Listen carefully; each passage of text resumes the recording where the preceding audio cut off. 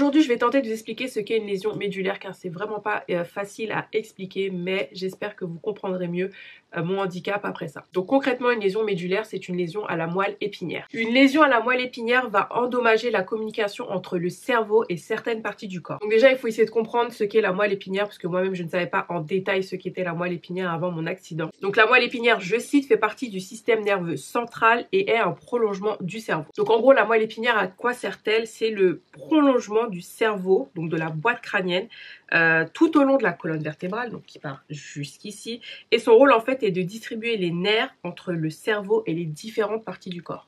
Tu suis ou pas? Donc en gros, ça va transiter et permettre l'information au cerveau. Par exemple, si tu mets de l'eau trop chaude sur toi, ben, tu vas avoir un réflexe, ben, c'est du nerf jusqu'au cerveau, c'est par là en fait que va transiter l'information. En général, les causes de la lésion médulaire sont dues soit à un accident de voiture, soit à une chute, par exemple dans les piscines, ça arrive très souvent, soit au sport, par exemple le ski, ou alors si vous avez reçu une balle. Une lésion de la moelle épinière peut engendrer une paraplégie, donc une paralysie des membres inférieurs. Inférieurs, c'est les membres du bas, supérieurs, les membres du haut. Une tétraplégie, là, on est sur les 4 membres, donc inférieurs et supérieurs. Mais ça peut également engendrer des pertes sensitives et des pertes motrices et aussi génito-sphinctériens. J'y reviendrai un peu plus tard. En gros, les messages que le cerveau veut transmettre aux fonctions motrices, attraper des choses, marcher, etc., soit elles passent plus, soit elles passent mal. Tu suis ou pas? Donc dans la moelle épinière, on a des nerfs spinaux. Je cite, donc ces nerfs spinaux, ils transmettent l'information à partir des niveaux différents de la moelle épinière, en fonction de la position dans leur colonne vertébrale. On a 8 nerfs cervicaux, donc on dit C1 à C8, donc ces nerfs sont situés dans le cou et assurent la mobilité et la sensibilité des membres supérieurs du cou, de la partie supérieure du thorax et du diaphragme, ce qui permet en fait de marcher, de bouger les bras, etc., etc. Donc toute la mobilité en fait. Donc, il faut savoir qu'il existe des lésions complètes et incomplètes, et on va y venir dans mon cas puisque moi je suis une tétraplégique incomplète. Les troubles associés à une lésion médulaire, je cite, donc des douleurs, des troubles sphinctériens, vésico-intestinaux, donc sphinctériens, des problèmes au niveau de la vessie, vésico-intestinaux au niveau de l'intestin, au niveau des selles, au niveau de tout ce qui est constipation, digestion, etc. Des troubles génito-sexuels, des troubles respiratoires, une raideur qu'on appelle la spasticité, donc on va y revenir aussi. Dans certains cas, on a une disparition totale de la tonicité des muscles. Je vous l'ai dit, on a 7 cervicales, C1, C2, C3, C4, C5, C6, C7. Dans mon cas, donc j'ai une compression de la moelle épinière et cela a été compressé au niveau des cervicales C3, C4, C5, C6. D'où le fait que je suis une tétraplégique incomplète. En fait, j'ai mes 4 membres qui sont atteints. Il n'y a pas en haut, il n'y a pas en bas, c'est les 4. Grâce à ma chirurgienne qui a réussi à décompresser ma moelle épinière à temps, j'ai quand même retrouvé certaines fonctions motrices, d'où le fait que je marche. Mais je ne marche pas normalement, je ne peux pas lever les bras normalement, mais comme je vous l'ai dit, mes 4 membres sont atteints. Donc nombreuses sont les conséquences d'une lésion médulaire. On va commencer par la spasticité. La spasticité, c'est quoi? En gros, le message du cerveau au nerf, il est perturbé et du coup ça crée des spasmes involontaires. En gros, mon cerveau dit à mes muscles, mes nerfs, contracte-toi, contracte-toi. D'où le fait que vous voyez beaucoup de personnes tétraplégiques, paraplégiques, avec des mains comme ça qui ne s'ouvrent pas en fait, puisque le message ne passe pas. Moi, dans mon cas, j'ai plus l'atteinte à gauche, mais du côté droit aussi. Je n'ai pas, voilà, je peux pas ouvrir ma main vite. Quand j'essaie d'ouvrir ma main, eh ben ça veut pas. Voilà, puisque le système, le message est lésé. Quand on est atteint de spasticité, on a du mal à faire des mouvements, à garder une bonne posture, à garder l'équilibre. Et c'est pour ça que moi, je marche avec une canne. Car oui, ça ne se voit pas, mais je suis susceptible de tomber tout le temps puisque... Pareil, donc le message, s'il passe pas au niveau des mains dans mon cas, il passe pas non plus au niveau des jambes. Comme je l'ai dit, je suis tétraplégique incomplète. Donc du coup, j'ai du mal à dérouler mon pas et à faire un pas normalement. Pareil, c'est plus à gauche qu'à droite. Donc en gros, à gauche, mon pied, il veut pas faire le pas normalement. Il accroche tout le temps. Donc cette spasticité, à long terme, elle crée des douleurs puisque, en fait, quand je lève les bras, tout mon corps se raidit en fait. C'est pour ça que quand j'essaie de me lever, vous allez comprendre, vous voyez, tout se raidit, donc c'est tout dans mon corps qui se raidit et c'est pour ça que ça fait énormément mal. Donc la nuit, c'est pareil. Des choses dont on ne parle pas et que beaucoup de personnes ne savent pas, c'est que quand on a une lésion médulaire, on a énormément d'atteintes au niveau vessie, donc du mal tout simplement à faire pipi ou voir on peut plus le faire par soi-même. On a des problèmes intestinaux, pareil pour aller à la selle, soit on a des difficultés, soit on n'y arrive pas du tout.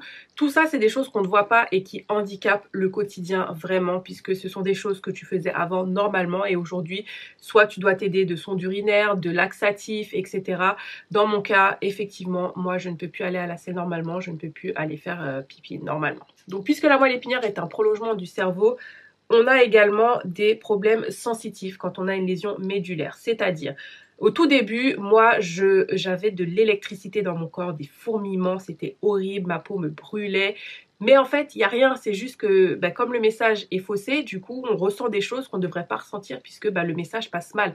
Et ça, c'est soigné par des médicaments. On a également soit des pertes sensitives totales. Il faut savoir que d'un côté de mon corps, surtout au niveau des membres supérieurs, je ne sens rien. À droite, je ne sens plus rien, c'est-à-dire que je sens une main sur mon corps, mais je ne sens pas la douleur, je ne sens pas le froid, je ne sens pas le chaud.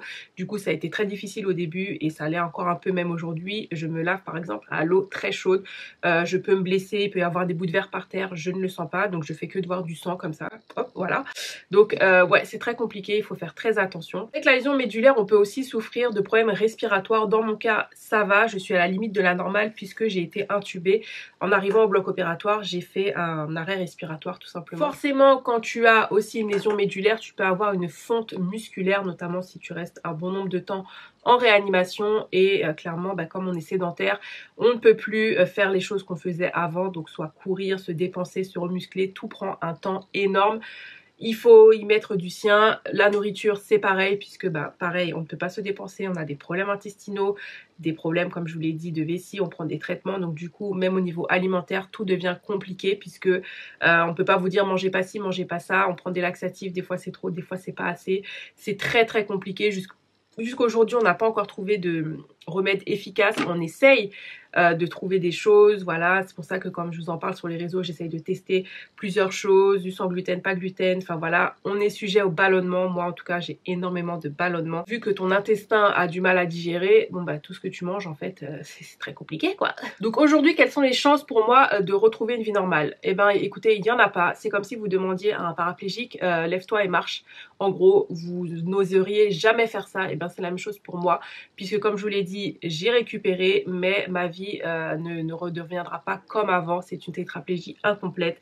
Donc le système est lésé. Maintenant, médicalement parlant, c'est vrai qu'il y a beaucoup de technologies, on avance, mais en tout cas dans l'immédiat, ça ne changera pas. Ce qui est dur pour moi au quotidien, forcément c'est les douleurs, c'est très difficile.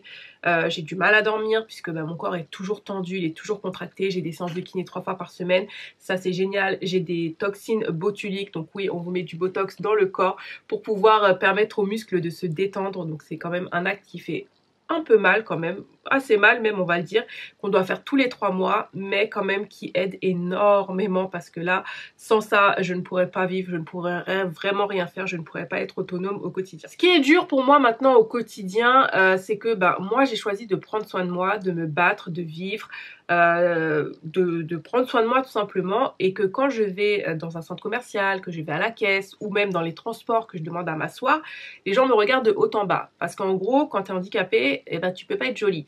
Déjà j'ai une canne, donc déjà rien que ça, je comprends pas pourquoi vous ne voyez pas en fait. Je pense que peut-être les gens sont axés sur moi et pas sur le reste. Ok, mais bon, j'ai une carte d'invalidité, mais je pars du principe déjà que j'ai une canne, tu devrais déjà me laisser passer. Donc oui, montrer ma carte, ok, mais on est où là en fait? C'est super compliqué. Donc beaucoup de gens me regardent avec insistance, je peux comprendre parce que peut-être qu'ils se disent pourquoi son pied n'est pas de travers, elle a une canne, mais son pied il va bien quoi. Mais en fait, tout est intérieur. Là, chez moi, il faut comprendre qu'il n'y a rien de cassé à part mes cervicales. Donc, j'ai une arthrodèse et une plaque qui tient mon cou parce que sinon, voilà, je serais comme ça. Mais tout le reste dans mon corps n'est pas cassé. Je n'ai rien de cassé. Tout est nerveux en fait. Il faut comprendre vraiment que la moelle épinière, c'est un prolongement en gros du cerveau. Donc, du coup, à partir du moment où il est atteint, c'est intérieur en fait et ça ne se voit pas, et c'est ça qui est le plus dur à faire comprendre. Je pars du principe quand même que j'ai le droit d'aller faire les magasins, c'est pas parce que je suis handicapée que j'ai pas le droit de sortir. Donc quand je demande à passer, c'est parce que voilà, c'est la queue parfois peut être très longue. Moi je fais la queue, mais des fois c'est dur. Donc comprenez qu'on a le droit de vivre. Vous n'allez pas me dire qu'est-ce que tu fais à cette heure-ci au centre commercial? J'ai le droit de vivre. Donc du coup maintenant, ce que j'aimerais après avoir visionné cette vidéo, que vous soyez un peu plus regardant, que vous fassiez un peu plus attention aux personnes qui se trouvent devant vous. J'espère vraiment que vous avez un peu compris mon handicap. N'hésitez pas si vous avez des questions, je serai là pour y répondre. Et merci de m'avoir regardé, merci de m'avoir écouté.